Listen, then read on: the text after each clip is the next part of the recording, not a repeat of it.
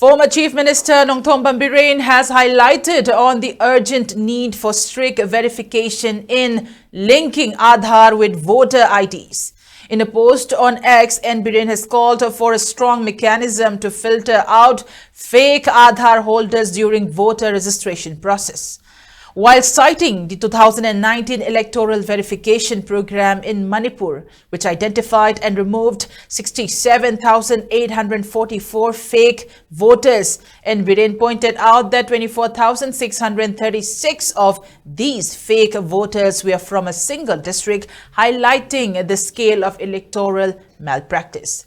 Biren welcomed the Election Commission's decision to link electors' photo identity cards EPIC with Aadhaar, calling it a crucial step towards transparency and fraud prevention. However, he stressed on the importance of filtering out fake Aadhaar holders, as past incidents have shown Aadhaar being misused for illegal voter registration. Biren said in order to protect electoral integrity, only genuine Aadhaar holders should be linked to voter IDs.